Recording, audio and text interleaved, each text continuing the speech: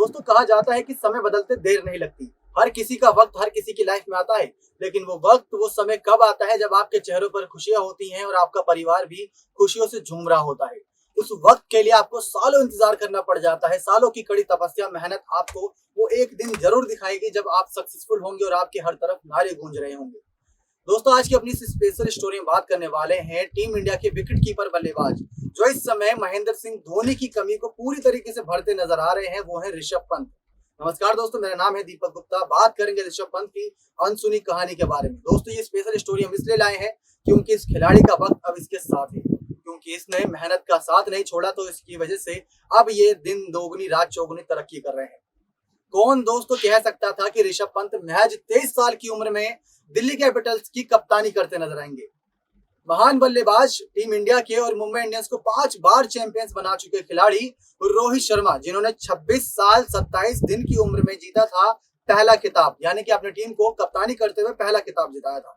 लेकिन ऋषभ पंत महज 23 साल की उम्र में दिल्ली कैपिटल्स की कप्तानी कर रहे हैं। टीम इतनी मजबूत दिख रही है कि जीत की प्रबल दावेदार मानी जा रही है। पिछले सीजन भी बहुत करीब थी जीत के लिए, लेकिन वहां पर सामने थे रोहित शर्मा की पलटन मुंबई इंडियंस, यानी साल 2020 फाइनल में पहुंची लेकिन जीत हाथ नहीं आई। दोस्तों आपको बता दें ऋषभ पंत की वो अनसुनी कहानी कि एक समय ऐसा था इस खिलाड़ी ने रातें अपनी सोई थी गुरुद्वारे में, लेकिन अब वही मखमल के गद्दे पर सो के रातें गुजर रही हैं। लेकिन उसके लिए मैदानों पर ना जाने कितने घंटे मेहनत करनी पड़ी। ऋषभ पंत दोस्तों दिल्ली कैपिटल्स के नए कप्तान चुने गए हैं। पहले उप कप्तान थे, लेकिन अब कप्तानी जब सर पर आती है तो हर किसी का सर घूम जाता है। अच्छों को हमने दोस्तों देखा है कप्तानी को छोड़ते हुए। पिछले सीजन दोस्तों नाम आया था दिनेश कार्तिक का, कोलकाता नाइट राइडर की कप्तानी कर रहे थे, लेकिन 7 या 8 मैचेस के बाद ना जाने क्या हुआ, उन्होंने कप्तानी छोड़ दी और कप्तानी दे दी इयोन मॉर्गन के हाथ में, जो इंग्लैंड टीम के कप्तान है। अब इंग्लैंड टीम के जो कप्तान है उन्होंने ओडीआई 2019 वर्ल्ड कप जितवाया था, लेकिन यहाँ पर हमने देखा कि वो कप्तानी का प्रेशर नहीं झेल पाए। उनका उसके बाद बयान सामने आया कि वो अपनी बल्लेबाजी में सुधार के लिए कप्तानी छोड़ रहे हैं। ऋषभ पंत ने दोस्तों कप्तानी ली है। कप्तानी लेते ही उन्होंने अपनी मंशा साफ कर दी है कि टीम को जीत दिलानी है। साथ ही साथ उन्होंने अपने उस सपने को बताया जिससे सब अनजान थे।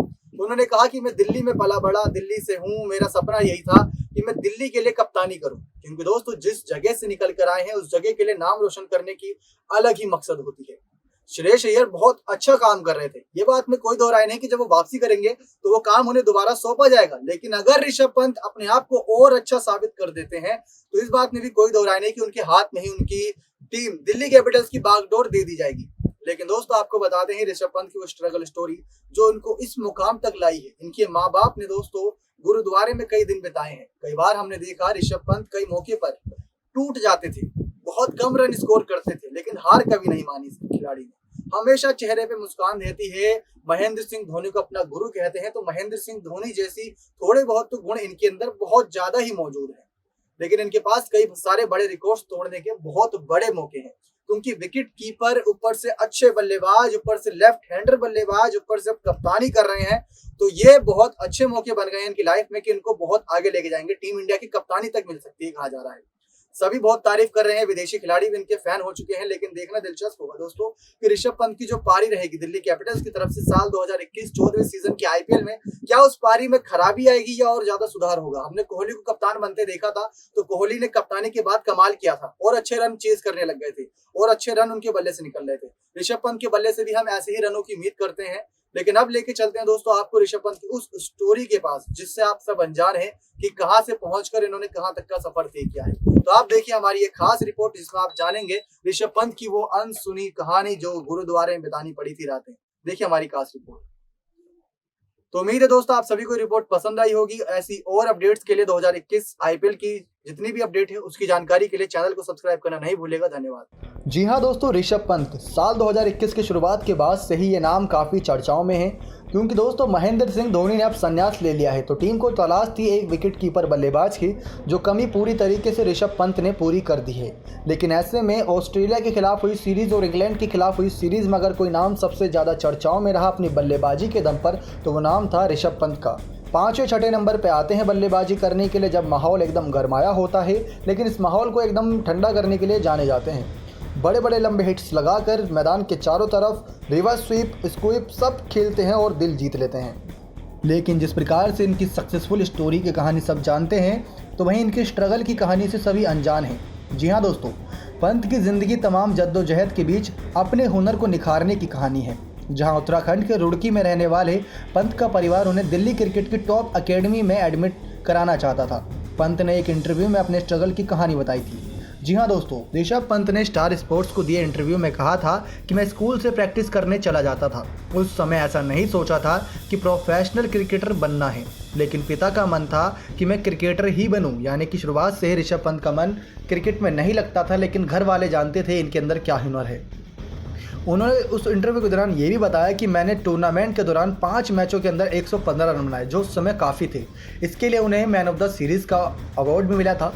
फिर मेरा नाम होने लगा, ऐसा ऋषभ पंत कहते हैं। उन्होंने कहा कि रुड़की में लोग मुझे जानने लगे और लोकल क्रिकेट खेलने लगे। रुड़की से दिल्ली आने के बारे में पंत ने कहा कि सुबह से रोडवेज की बस चलती थी और सुबह के 2 या 2:30 बजे, जी हाँ दोस्तों, जब सब लोग सो रहे होते हैं, तब ये शख्स बस पकड़ता था और अपने सर को बोलता था कि मैं दिल्ली में ही हूँ। बस से उतरकर सीधे प्रैक्टिस के लिए चला जाता था ये खिलाड़ी। उसके बाद पंत ने आगे बताया कि उस समय हाईवे नहीं बना था, जाने में ही 6 घंटे लगते थे। मैं दिल्ली भी आता था तो फिक्स नहीं था कि कहाँ रुकना है, क्योंकि रुकने की जगह ही नहीं थी। फिर दोस्तों, जो हमने आपको बताया कि गुरुद्वारे में कई बार इनको सोना पड़ा, तो यही हुआ। ये कहते हैं कि मैं गुरुद्वारे में अकेले रुक जाता था। वहाँ पर एक वीडियो गेम पार्लर भी था। रात को 1-2 घंटे वीडियो गेम भी खेलता था। पार्लर वाले से बातचीत हो गई थी।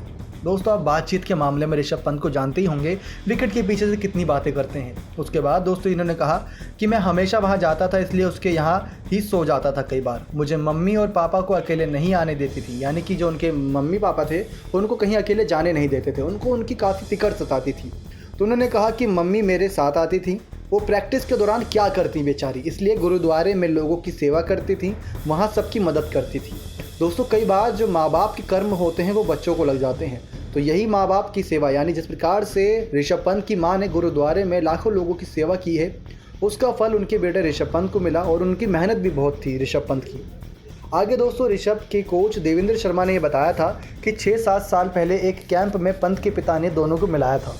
पंत को दिल्ली में कोचिंग लेनी थी, इसलिए वह अपनी माँ के साथ राजधानी में आ गए। पंत ने एक अंडर-12 यानी कि 12 साल की उम्र में टूर्नामेंट में 3 शानदार शतक जड़े और प्लेयर ऑफ द टूर्नामेंट का खिताब हासिल किया। इसके बाद जल्द ही उन्हें दिल्ली कैंट के एयर फोर्स स्कूल में दाखिला मिल गया, क्योंकि स्पोर्ट्स कोटे से इनका दाखिला हुआ। फिर ऋषभ ने पीछे मुड़कर नहीं देखा और अंडर 19 वर्ल्ड कप 2016 में नेपाल के खिलाफ 18 गेंदों में हाफ सेंचुरी जड़कर एक नया कीर्तिमान स्थापित किया। इसी टूर्नामेंट में पंत ने नामीबिया के खिलाफ शतक जड़कर टीम इंडिया को सेमीफाइनल में पहुंचने में बहुत ज़्यादा मदद की थी, जैसे अभी टीम इंग्लैंड और ऑस्ट्रेलिया के सामने की। उसी दिन इंडियन प्रीमियर लीग में पंत को दिल्ली डेयरडेविल्स ने महज 1 करोड़ 90 लाख की रकम पे खरीदा था। बेहद आक्रामक अंदाज में बल्लेबाजी करने वाले ऋषभ पंत, जो कभी गुरुद्वारे में कभी गेम पार्लर में सोकर रातें बिताते थे, अब वो टीम के साथ जुड़ चुके थे।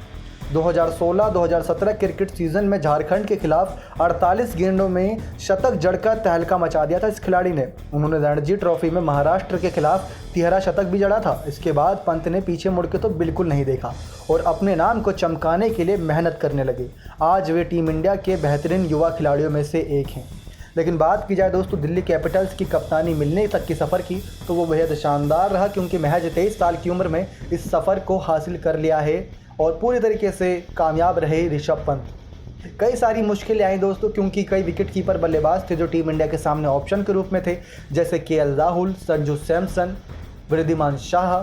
लेकिन उन सब में सबसे नाम जो ऊपर आया महेंद्र सिंह धोनी की गैर मौजूदगी में, वो नाम था ऋषभ पंत का। जी हाँ दोस्तों, ये नाम अब बिल्कुल पूरी ऊंचाइयों पर है और उम्मीद भी यही की जा रही है कि इस साल के आईपीएल में इनकी कप्तानी इतनी बेहतर रहेगी, इनकी कप्तानी के साथ इनकी बल्लेबाजी भी इतनी बेहतर रहेगी कि टीम को जीत के शिखर तक जरूर पहुंचाएंगे।